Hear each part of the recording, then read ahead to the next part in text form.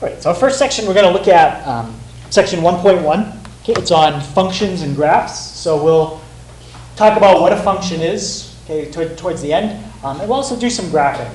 Okay, a lot of stuff you probably know how to graph by hand. That's not really what I'm going to focus on. I'm going to focus more on graphing with the calculator. All right, so kind of a quick overview of the kind of numbers we're going to be working with up until we get to imaginary or complex. This is the kind of numbers that we're going to be working with for now. Okay, I'm not going to put up a formal definition of every single one of these types of numbers. I'm going to say the definition, but if you really want to write something down or jot a note, you can. But again, most of them are pretty basic, so I'm not going to write every single thing down. So the numbers get more and more complicated as you go out. Okay, the simplest numbers are the innermost box. Okay, counting numbers. Okay. Does anybody know, or can somebody tell me what the counting numbers are? Like maybe what they start with, and then give me the next couple? Yep. So yeah, and even go higher. So counting numbers are any number, it's not zero. Can't be a fraction, can't be a decimal, can't be negative. So 1, 2, 3, 4, 5, just like you would count. You don't count starting with 0, so counting numbers don't have 0. Now, the problem with just using counting numbers is if you do certain operations in math, you could get an answer that's not a counting number. Okay, so let's pretend that nothing else exists except the numbers 1, 2, 3, 4, 5, all the way up, as high as you want to come. If I did something like, that's a counting number, plus that's a counting number. What's the answer? 6? Is 6 a counting number? Yeah. And it turns out that any addition that you do would work out fine. Okay? Let's change that addition to subtraction. 0. Now, is 0 a counting number? No. So the problem with that calculation is if let's say all you believe in is counting numbers, you don't believe in anything else, you can't do 3 minus 3 because we don't have a number for it. So we have to expand our number system a little bit if we want to be able to do that calculation. And that's what whole numbers does. So whole numbers, it's basically just like counting numbers, except now you have 0. Okay, so 0 allows us to do more than just count. Okay, the number 0 would never come up if you were counting things. Okay, because if there was nothing in front of you to count, you wouldn't be counting anyway. But if there was something in front of you to count, there wouldn't be 0 of them. So you never use 0 when you're counting. Okay, but whole numbers include 0.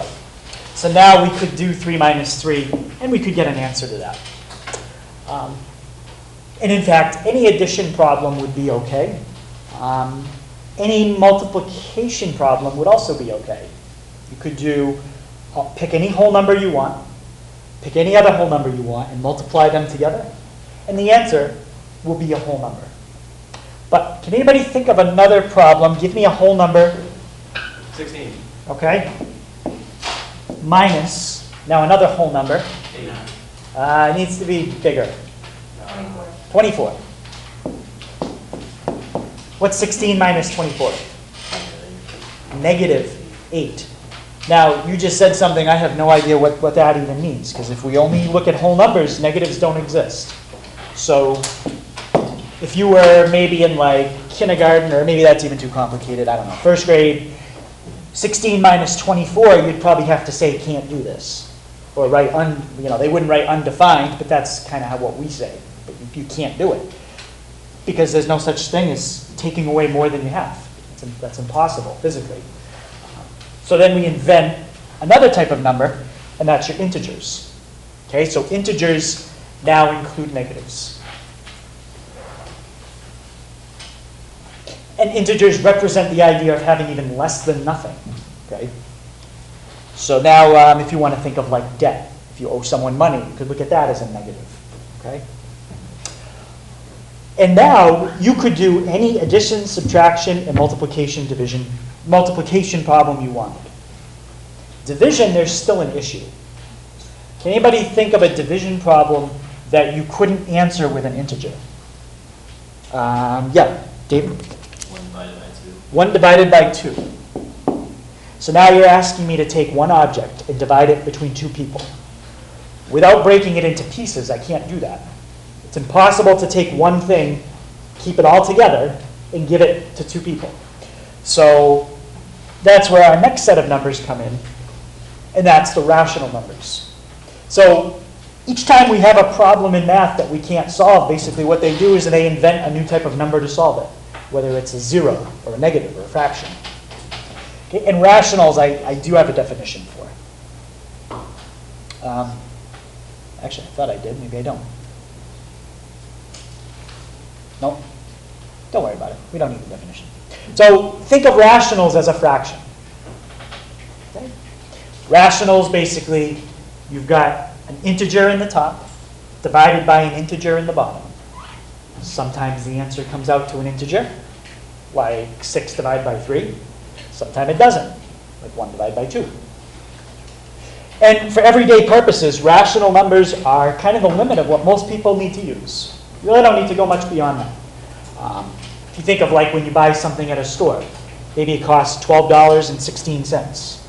0.16, 16 cents, that's a fraction of a dollar. Okay? That's a rational. When you get gas in your car, if you put in, say, most people just put in, say, $10 or $20, whatever number of gallons you get is what you get. Maybe you get, I don't know, 9.546 gallons. You get fractions of a gallon. Okay? So those are your rationals. So if rationals are numbers you can write as a fraction, what do you think irrationals are? Negative. So rational you can write as a fraction. Irrational. Irrational you can't. So any number that's the square root of something that's not a perfect square. So I'm not talking about like square root of 9 or square root of 16. Those are different. But square root of 2, square root of 7, square root of 8. If you type any of those in on a calculator, you're going to get a decimal that never ends. There's no pattern. It doesn't repeat. So there's no way to write that as a fraction. Okay? Another number, pi. Okay? Pi is irrational. We can't write pi as a fraction. At least they don't think so. They've written pi out to millions and millions of decimal places, and they've never found a fraction or a pattern. There's some fractions that are kind of close. Like if you look at, I think like 22 divided by 7. Well, I mean, it's 3.14, but then it gets messed up after 3.14. So 22 over 7 is an approximation, but it's definitely not really pi at all. It's way different. Okay. So there is no fraction for pi. Okay. And then together, if you take all the numbers you can write as fractions, all the numbers you can't, those are called your real numbers. Okay. So real numbers include everything that we're going to study up until we get to complex numbers. So any questions on those types of numbers? Okay, one other thing is the way I put counting numbers inside whole numbers and whole numbers inside integers. Basically, if something is a counting number, it's automatically an integer as well. How about the other way around? If something is an integer, is it automatically a counting number? No. And if the middle is everything, and then as you go out, it gets more specific. As you go out, it includes more and more. Oh yeah, that's middle. In the middle is very, it's limited, but as you go out, it includes more. Another way to think of these as places. Think of counting numbers as Fitchburg, whole numbers as Massachusetts, and integers as the Northeast. If you're in Fitchburg, are you automatically in the Northeast? This is Fitchburg. Yeah, but if you're in the Northeast, are you automatically in Fitchburg? No, it doesn't work the other way around. Okay? Okay, so those are the kind of numbers we're going to work with. Some of these number sets have abbreviations. So for real numbers, we can use this capital R, but it kind of has this extra line over here. And that symbol just means real numbers. And it makes sense. R, first letter in real. We have this Q, kind of this extra line, and the Q stands for rational. Can anybody think of a word that begins with Q that has to do with fractions? Like when you divide two numbers? Quotient. So I'm thinking that's where the Q comes from, rational numbers. When you divide them, you get a quotient.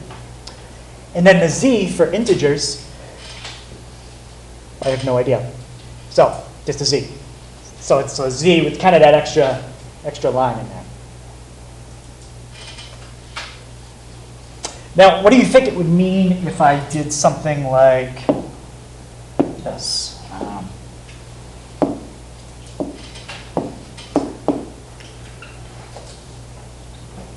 What kind of number do you think I'm talking about here? Positive rational number. I'm talking about a positive rational number. Right? Or you could also put a negative in there as well, and now you're talking about a negative rational number. And so sometimes you might see a plus or minus. Okay, so there's 4 basic operations in math that are what we call binary. And they're adding, subtracting, multiplying, and dividing. What does that prefix mean when you put like bi in front of it? Like binoculars, bicycle, binary, yep, 2. So bi means 2, right? And what that means is that in order to do any one of these operations, let's look at addition. You have to have 2 numbers. You got to give me something here, and you got to give me something here. Versus an operation that doesn't need 2 numbers, square root. You can just tell me one thing, I'll fill it in right there, and I can take the square root of it. So what kind of operation would that be? Well, mono means 1, so monary? I'm not sure. I might have just made a word up. But it only takes a single number. Okay, but these all take 2. All right, so next thing we're going to look at is some different properties for addition. All of these properties are also in your book for multiplication. Okay, but I'm not going to write them all out for addition and for multiplication. I'll tell you the page they're on for multiplication. Okay, in order to go through these properties, I need some variables. So I'm going to use the variables a, b, and c. And a, b, and c can be any number that I want. Positive, negative, fraction, 0, decimal, and any real number. Okay, and the first property is called closure. Some of these properties you've probably heard of, some maybe not. Has anybody heard of closure before? All right, so I kind of already gave you some examples of it, but the idea of closure is that if you take a real number and you add another real number, the answer is going to be a real number. Okay? An example where closure doesn't work, I already showed you today. If you take a counting number and subtract another counting number, is the answer always a counting number? Not always. So what that means is subtraction is not closed under counting numbers. Okay? That's just a fancy way of saying it is possible to subtract 2 counting numbers and not get a counting number as the answer. How about addition? If you take a counting number plus a counting number, would you always get a counting number? Yes. Then we could say addition is closed, meaning if you add a counting to a counting, you get a counting number. Okay? So that's the idea of closure. Any questions on that? And closure is true for add, subtract, multiply, and divide with real numbers. If you subtract real numbers, you get a real number. If you multiply them, you get a real number. If you divide real numbers, you get a real number. Okay? How about commutative? Does anyone remember commutative property? Or if you look at the word commute, what does it mean to commute? Go somewhere. Things move around, right? Maybe 2 things switch places. So the idea of the commutative property with addition is if you want to add two numbers, you can add them in any order. It also works for 3 numbers or 4 numbers, but I'm just showing it to you with 2. Okay, so that's commutative. How about associative? Anybody remember that one? How about, think of associate. What does that mean? If you associate, work with, and who do you usually associate with? When you associate, you do it with just yourself? A group of other people, right? It has to do with a group. So associative has to do with how you group letters. It's the same order on each side. ABC, ABC. But here we're associating the B and the C. We're grouping those two together. On the other side, we're grouping the A and the B. You get the same answer no matter which way you do it.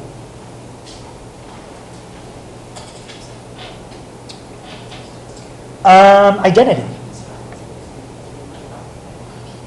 The identity property is something you can do that doesn't change what you start with. So what could you do with addition that doesn't change the number you start with? You get back exactly the same thing. Yep, Ian?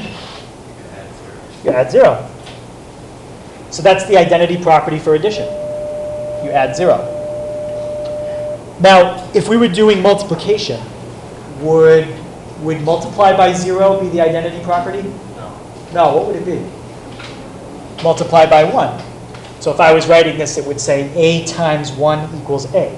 That's the identity property for multiplication. The inverse property for addition is something you can do to your number to get 0. So if you have a number, what can you add to it to make it 0?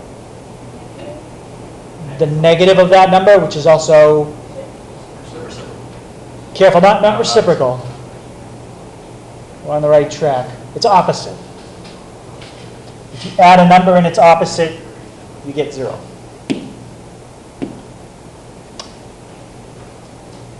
Okay, and the last property for addition is distributive. So distributive is when you, and this one probably I think you're most familiar with, you multiply the number on the outside to what's on the inside. But you can only do distributive if it's a plus or a minus inside parentheses. This is not a distributive property. You do not multiply A times B and A times C. That would be wrong. Okay. It's kind of like if you had 3 times 4 times 5. You don't do 3 times 4 and then 3 times 5. If you try it, and simplify it, you won't get the right answer. The correct answer to this should be 60. If you do 3 times 4, you get 12. 3 times 5 is 15. 12 times 15 isn't 60. Okay? So that's not distributive. Okay, so as I just told you, the same properties are in your book on page 2 for multiplication. Okay, but it's pretty much the same idea. You won't see distributive there because there is no such thing as distributive property when it's multiplication. I just showed you that. But most of the other properties you'll still see.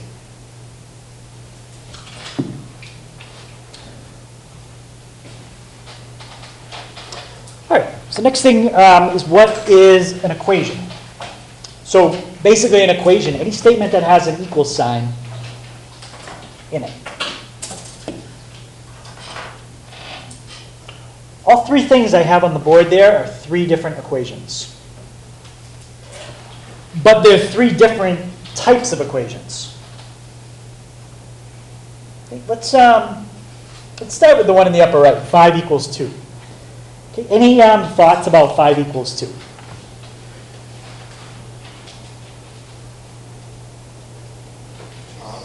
It's wrong, it's false, it's not true.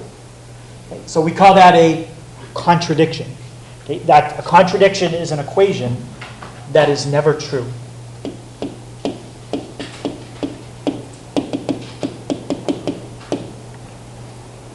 contradiction, an equation that's not true. Still an equation, it's just a contradiction. How about the 3 plus 4 equals 2 plus 5? How about Wyatt? If you simplify what's on the left, what do you get?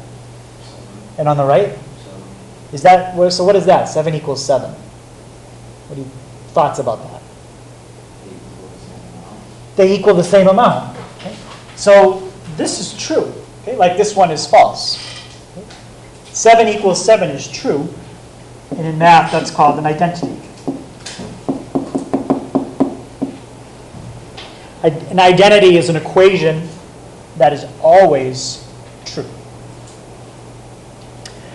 How about 2x equals 12? Is that true or false? It could be true or false depending on what x is. Right, it has a condition. It depends on what x is. If you pick the right value for x, it's true. If you pick the wrong value for x, it's false. Because that's a conditional equation.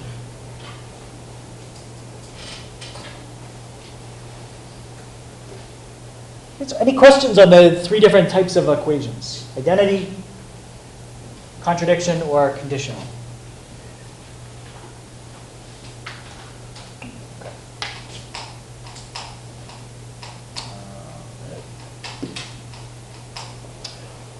All right, so now we're going to take some of those properties we just went over, and we're going to go through solving an equation. I'm assuming you already know how to do it, but I just want to identify what we should write at each step.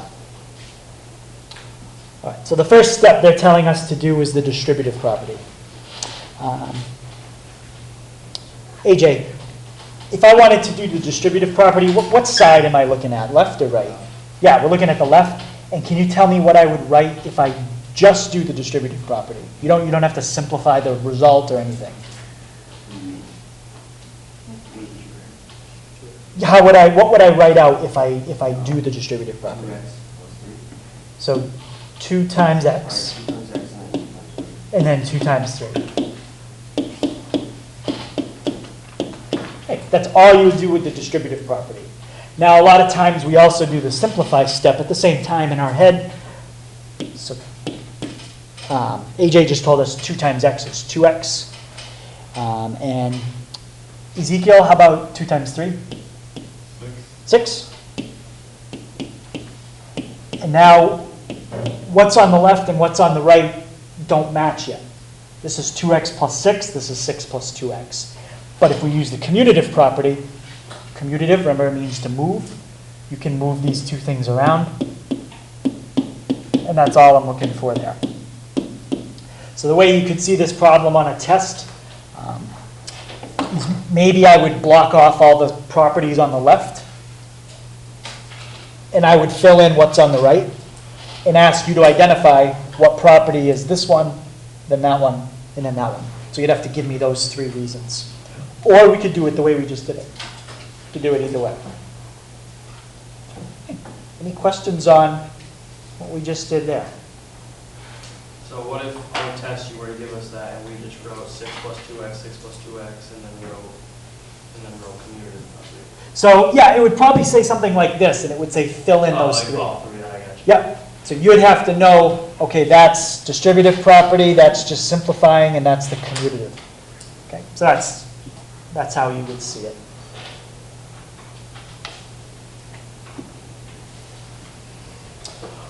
All right, so now kind of switching gears a little bit, starting to get into graphing. Okay, we're going to start by just talking about a number line, 1-dimensional, very quickly. Then we'll go into 2-dimensional, just so we remember all the terms there, like quadrants and axes and all that stuff. So if you just have a 1-dimensional coordinate system, okay, usually it's horizontal, positives right, negatives left. And right in the middle, that's the origin. Okay, that's 0.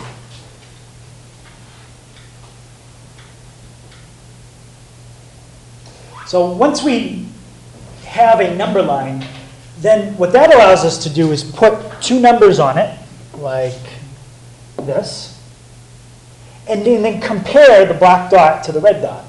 Okay, we can start to give order to to numbers. And when we're comparing two quantities in math, there's 4 different symbols we usually use. Does anybody remember what those symbols are we use to compare two numbers? Greater than, yep. What else? Less than. The less than, Greater than or equal to. the greater than or equal to, and the less than or equal to.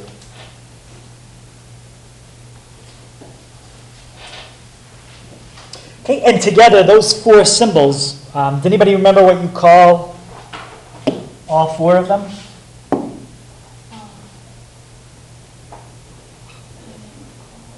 Inequality symbols, yeah. So these are your 4 inequality symbols.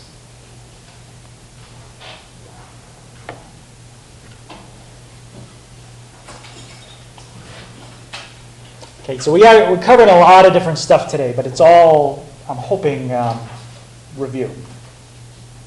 Okay, a lot of times when we start to get to stuff that's a little more complicated, the section is a little more cohesive and a little more focused. It really just looks at one thing. This section looks at like 6 different things. Okay, there's a lot of stuff in this review section. Any questions on those symbols? Okay. So what we're going to look at next is graphing on a number line. Generally, when you want to graph something like x is greater than or equal to 3. The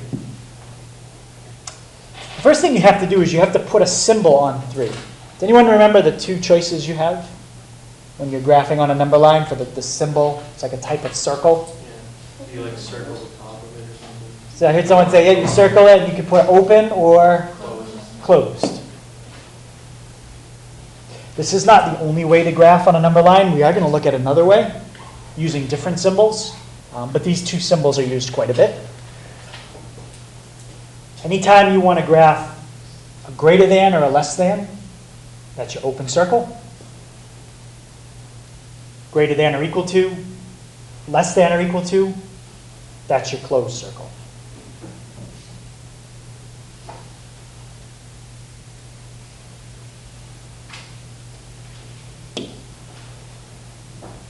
Okay, let's try an example.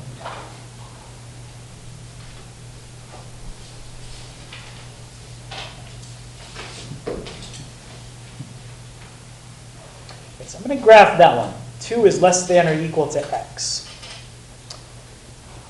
But generally when we graph something or we're given a problem, we like the letter on the other side. So anybody tell me how I could rewrite this so that it's an x and a 2. X is greater than or equal to 2. Right, x is greater than or equal to 2. Okay, the reason, anybody know why we might want to put the variable on the left rather than on the right? That's the number you're referencing to? Okay, so that's the number we're going to be graphing. How about in terms of, if you look at the symbol? Does anybody know something about this symbol if you write it with the letter on the left? Curtis? It makes graphing easier. Why does it make graphing easier? What does it tell you? Like the arrow, the greater than symbol, like the direction that it's going. So like if you did it with the way that you have it on the right side, Yeah. it would be the wrong direction. Right. If you put it this way, the symbol tells you which way to draw your arrow from the 2.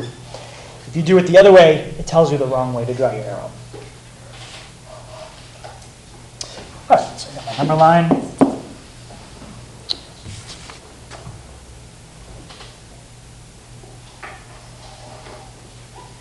And is it Miley?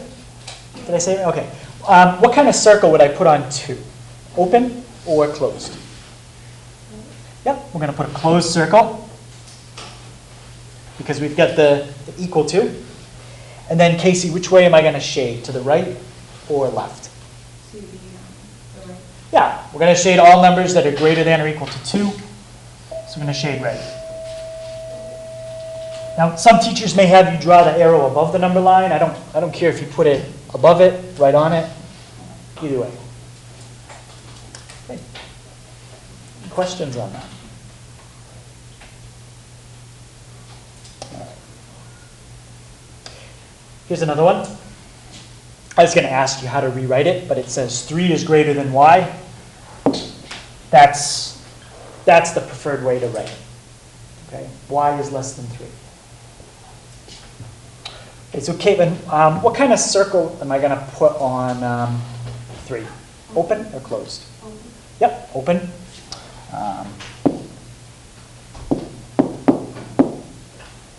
And Hannah, after I put my open circle, which way should I shade? To the right. Oh, so do we have left, two to the Hannahs? left, my bad. Okay, sorry, I'll try to be clear. Go ahead, yeah, To the left. to the left. So I'm going to shade to the left. Great. Any questions on that? All right. So I'm going to show you the same 2 problems again, except I'm going to show you a symbol that our book uses. In our book, in place of using a filled-in circle, when you see greater than or equal to, our book uses a bracket. So our book uses a bracket for a filled-in circle. Other than that, it's really the same thing. Okay, you number your number line.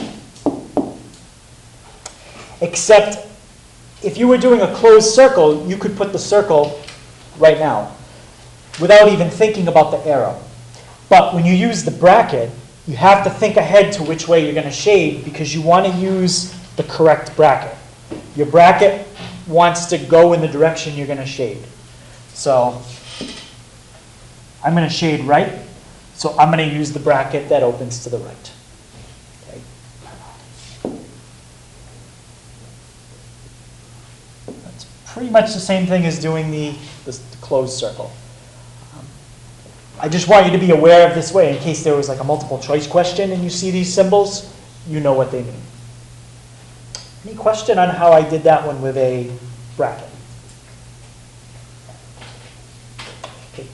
How about Colleen, if I use a bracket for the equal to, any guess what symbol I'm going to use for the ones that don't have the equal to? Similar to a bracket, but looks kind of like a bracket. Yeah, we're going to use a parenthesis. So in our book, in place of an open circle, use this a parenthesis. Same idea. You got to think ahead to which way you're going to shade. I know I'm shading left. So there's my parenthesis to the left, and then draw your arrow.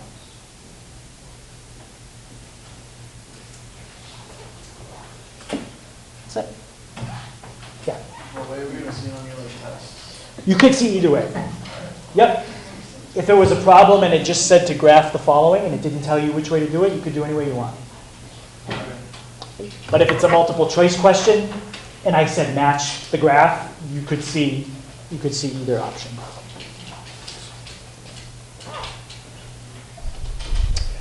Okay. One other kind of graph. Okay.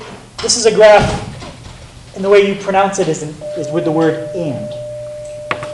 Anybody remember what this is called? And it's also the name of the word. It's also what and is called in English. Like and isn't a noun. It's not a verb. That's the word I'm trying to think of. Anybody remember what you call and?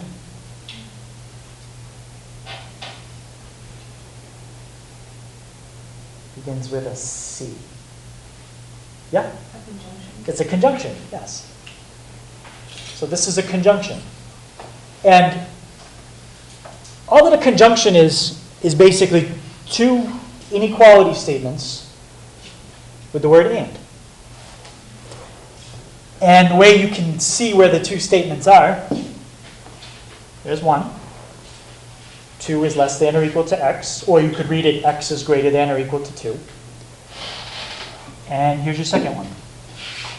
X is less than or equal to 9.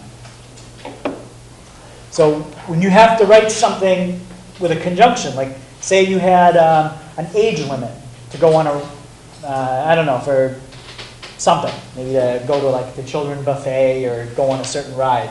If you wanted to say all children between the ages of 2 and 9 can go on the ride. That's how you would say it. Okay? You have to be greater than or equal to 2, but you also have to be, and you have to be less than or equal to 9. So that's a conjunction. Can anyone think how I could rewrite the conjunction, still putting the letter in the middle, but putting the 9 on this side and the 2 on that side? What symbols would I have to use between the 9 and the x and the x and the 2? Yep, is it Mina? Yeah, 9 is greater than or equal to x, and then x is greater than or equal to 2. Perfect. I don't know why my pen changes color, but yeah, that's exactly what you do. So the point with a conjunction is both arrows have to point the same way. They're always pointing towards the smaller number. I usually like to put the smaller number on the left. It's just the way I do it. Okay, let's graph that. What's different about graphing something like this compared to the previous 2 problems we did? There's what? There's going to be 2 arrows. Actually, it has something to do with, I'm thinking about arrows, but maybe a lack of them. Yeah? And this, it's not going to be infinite? It's not infinite. This is what we call bounded. It has a beginning and an end. It's from 2 to 9, and that's it. It doesn't go on forever. So on my number line, let's go.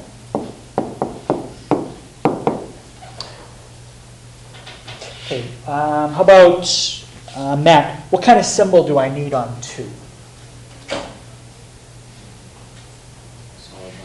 Okay, if we're going to do the dots, we want to stick with the solid and closed. We're not going to use bracket and parenthesis for this one. Closed circle. How about what kind of symbol on 9? Yep. Let's fill it in again. And Colin, where am I going to shade? In between. In between. In general, that's what it looks like when you graph a conjunction. Okay, any questions on that? Okay, so far, how many people remember most of this open circle, closed circle, all the stuff I've done so far? Okay. So now we'll take a look at one other thing before we get into two-dimensional coordinate system, and that's absolute value. Okay, so the simple way to think about absolute value visually is to think of it as how far away a number is from 0. So notice the key word I used in that definition is distance, distance from 0. If you find the distance to something, what kind of number is distance? Distance is always it's always a positive. Okay, so that's the point there. When you take the absolute value of a number, it's always positive. But actually, that's technically not true. Can anybody think of what number you could take the absolute value of and it doesn't come out positive? 0. Okay, when you take the absolute value of 0, you just get 0. 0 is not a positive number. Okay. So I should say when you take the absolute value of a number, the answer is never negative. That's how I could say it. All right, so really, really quick. Absolute value of 6, how about Ian? 6? How about negative 3? Ian? 3. So any question on the idea of absolute value? Okay. So where we can use that is to find the distance between two numbers. So if you've got a number line, and you've got A here, you've got B there, and you want to know how far apart those two numbers are. All you have to do is subtract them, and then take the absolute value. Now, I have 2 questions. First question, if you subtract 2 numbers, does it matter what order you do it in? Yes. Yes, it does. So second question, if you subtract two numbers and then take the absolute value, does it matter what order you do it in? No. Okay. The only thing that's different when you change the order you subtract two numbers in is a sign. So if I do 3 minus 5, I get negative 2. If I do 5 minus 3, I get positive 2. Different. But if I take the absolute value, it comes out the same. Okay. Take absolute value, they both come out to 2. So technically, it doesn't matter what order you subtract in to find the distance between two numbers.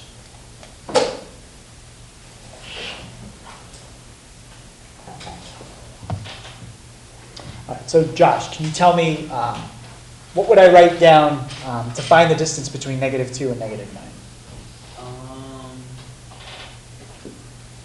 Negative 2 minus 9? Negative 9. Minus negative 9, okay. Anything else? No. One more thing we got to put there, part of the formula. Yep, make sure we put absolute values around it. Sometimes the absolute value won't make a difference. It'll already be positive. But if it's not, we want to make sure that it is. Okay, and how about Cameron? What happens when you do negative 2 minus minus 9? Are you getting a positive number? Yeah, we're going to get a positive 9. Right? That minus minus cancels out. And Julia, what's negative 2 plus 9?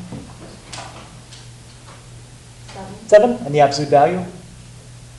7. Perfect.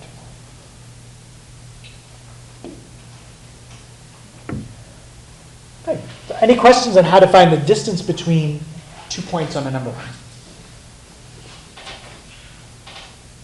Okay. All right. So now we'll get into two-dimensional coordinate system. So when you have a two-dimensional coordinate system, now we have two number lines, and we label them. Does anyone remember the name of the axis that's horizontal?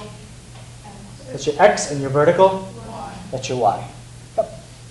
The point where they cross is still the origin.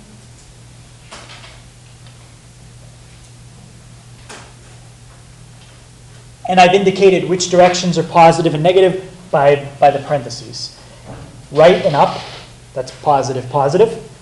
Left and up, that'd be a negative, positive. Left and down, those are your negative, negative coordinates. Right and down, positive, negative. And what I just read to you, I read it in 4 parts. I kind of described what was happening in the first region with the Roman numeral 1, Roman numeral 2, 3, and 4. Does anybody know what those 4 regions are called? Quadrants. Quadrants. Okay, so that the two axes separate the coordinate plane into 4 quadrants. All right. And what do you call this type of thing? 2, 3. That's a coordinate. Okay, it gives you a location on the plane somewhere. The first number is always your x coordinate. The second number is always your y. Okay, so it's a coordinate. Some people also call it an ordered pair. So any questions on quadrants, the directions for positive, negative, what a coordinate is, what an ordered pair is? That's pretty basic stuff.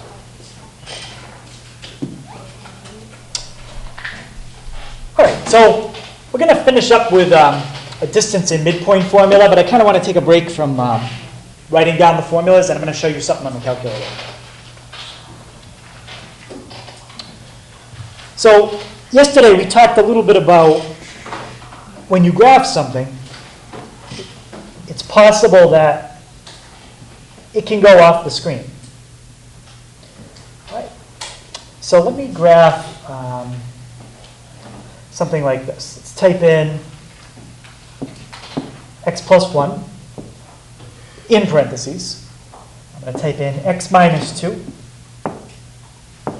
And I'm going to type in x plus 3. And just by the way I type that in, by counting how many factors there are, there's 3 factors. If I were to FOIL and distribute that all out, I would end up with an x cubed, an x to the 3rd power somewhere. Now, the fact that I know that tells me something about the graph. I know that any graph that has an x to the 3rd in it has to look like this. It either looks like that, or flip it around the other way, like that. Okay?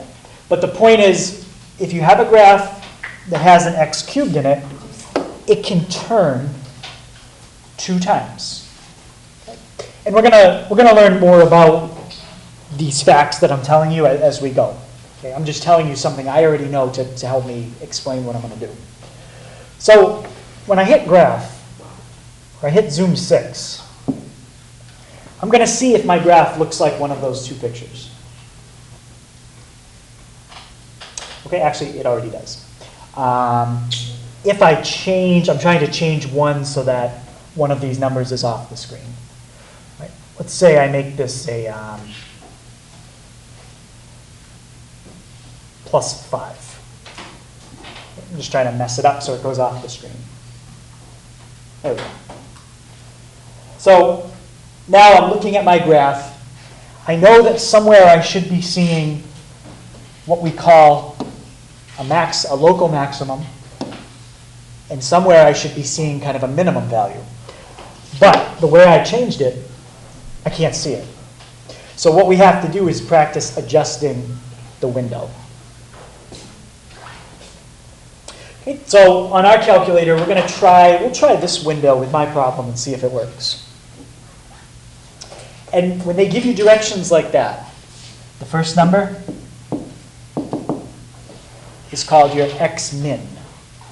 So if you press window, you'll see a spot for x min. The next number is x max. And then in the other set of coordinates, or window, that's your y min, and that's your y max. So when you go through the homework, there's going to be a lot of types of problems that ask you, what did you use for a window to do the problem? And you just have to write down these 4 numbers, just like that. Okay, so I'm going to try these 4 numbers with my problem. And if they work, that's good. If they don't, then I need to adjust it.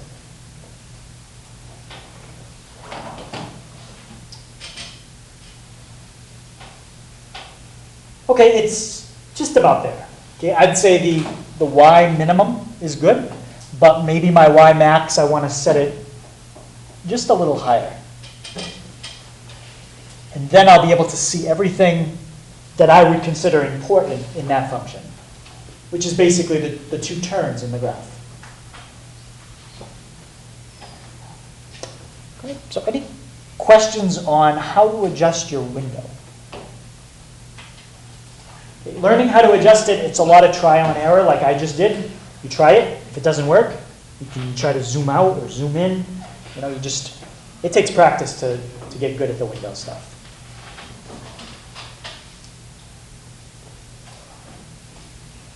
Let's go back here. So the other thing I didn't really mention too much is this x scale. I'll explain what that does in a second. It's not overly important, and most times we never even touch it. You don't need to. Yeah? What's the zoom button do? Zoom? So zoom in and zoom out is pretty much what it just says. If you go to zoom in and hit enter, it'll zoom in. So If you go to, instead of, yeah. What's that? do you do that instead of the window, adjusting like how big it is? You can do it both ways, yep. All right. The thing is, with zoom in and zoom out, it just does it a standard amount. Yeah. You have no control over exactly what values it picks, and sometimes it picks some kind of weird values, like it just did there. Okay? I'm going to put it back the way I had it. And anybody notice what X scale or Y scale does?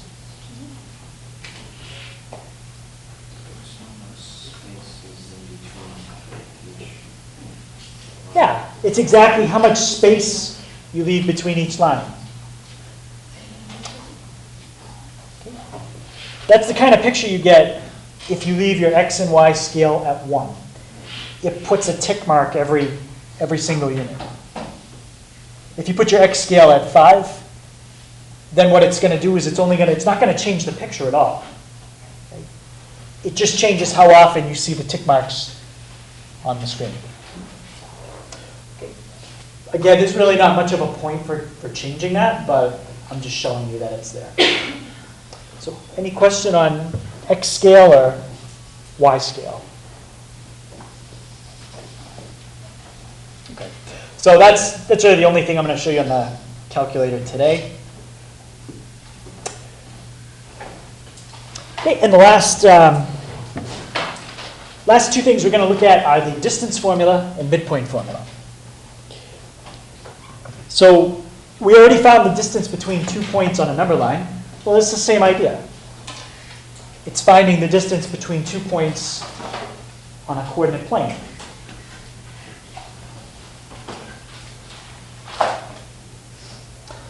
And if you look at the formula, I'm hoping it kind of looks like something you've done before. Does anyone remember from geometry or algebra 2? There's a formula where you square something, you square something else, you add them together, and then take the square root.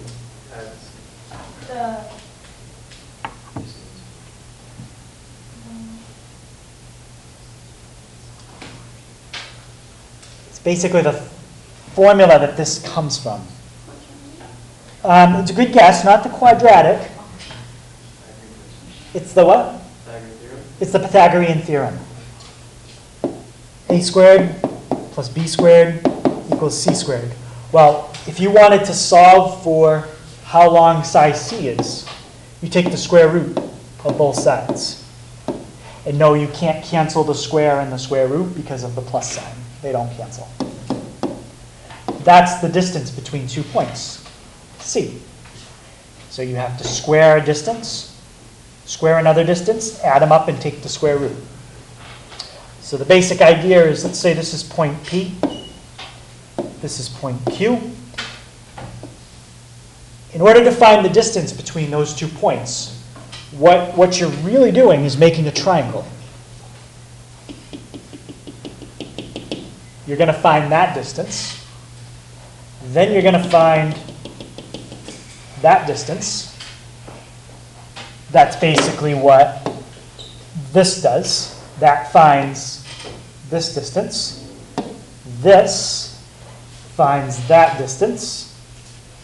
And then once you have those two distances, all you're doing is plugging them into the Pythagorean theorem. Okay? So that's all the distance formula really is. It's just using the Pythagorean theorem.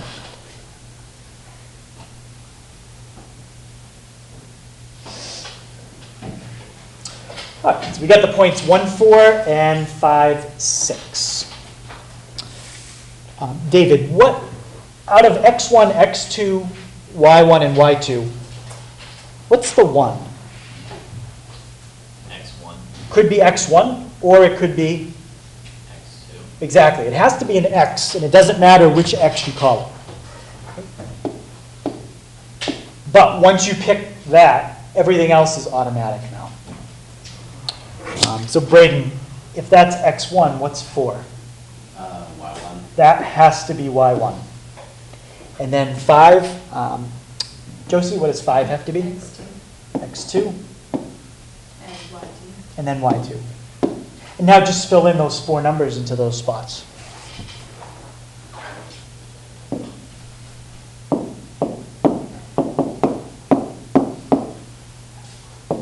I like to write it out first, so I've got my template. I just fill it all in. Okay, and why in my first set of parentheses, what am I going to be subtracting?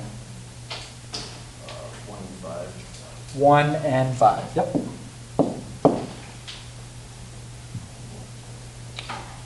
And AJ, how about in my second set of parentheses? 4 and 6. 4 and 6.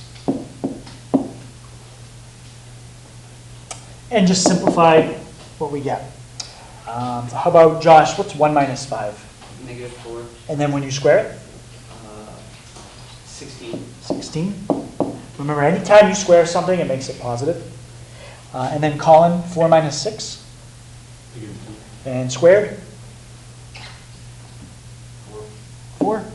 So I get the square root of 20. But I need to do something with that. Okay, and we don't want to change it to a decimal, but does anybody remember how you simplify square root of 20? That's the real reason I'm doing the distance formula, to remember this. You can make a factor tree. Yep, some people do that. And can anybody tell me, if you know how to do that, what the square root of 20 would be?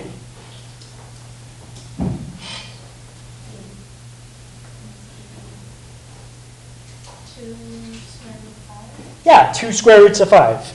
If you don't know how to make a factor tree, the way I do it is I just write it as 2 square roots. And then I think in my head of 2 numbers that multiply to give me 20. But I've got to pick 2 numbers, and one of them has to be a number you can take the square root of. Like 4 times 5.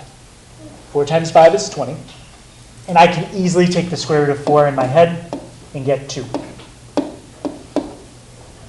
Okay, so reducing square roots is going to come up all year, and that's really the only reason I did the distance formula.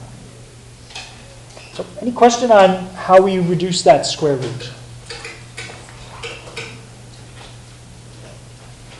Okay, the last formula is the midpoint formula. So the distance formula is telling you how far apart 2 points are. The midpoint formula is telling you a location, okay, where something is.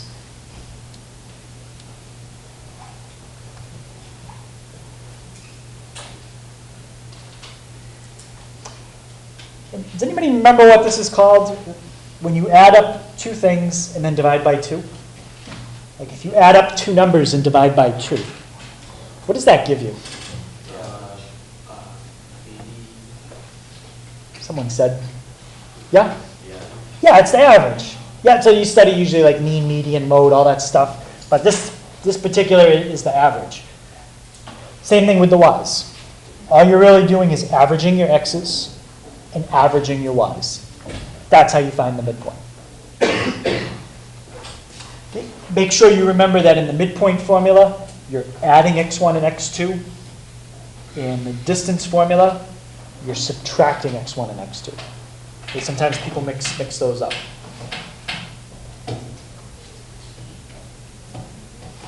Okay, so take a minute and see if you can find the midpoint between those 2 coordinates.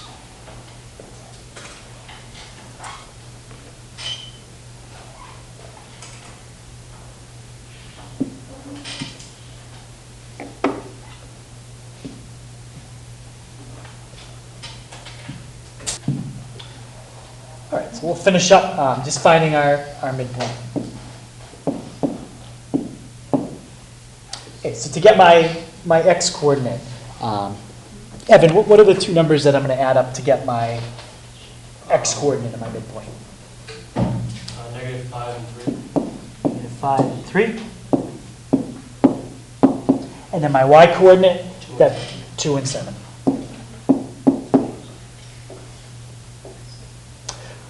Okay, so Hannah, if I simplify my x coordinate, what do I get? -1. Yep, -5 plus 3 is -2. Divide by 2. And then, Colleen, my y coordinate? I've got 4.5. Yeah, you could write it as 4.5, or if you left it as 9 over 2. The directions didn't say, so either answer is fine. Okay. Any question on finding the midpoint? Okay.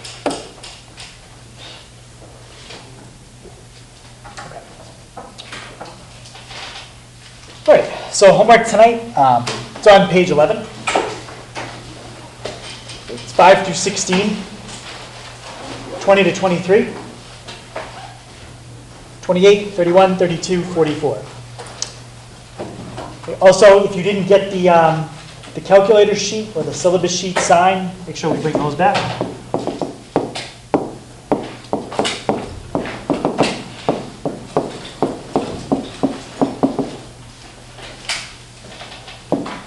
Okay, also, you got a little over 10 minutes left. So what I would do is look at the homework, and if there's any problems that you need a graphing calculator for, and you don't have one at home, do those problems now because you have access to one. If you do have a graphing calculator at home, then just use the 10 minutes to try to get started. And I'll walk around if you have any questions.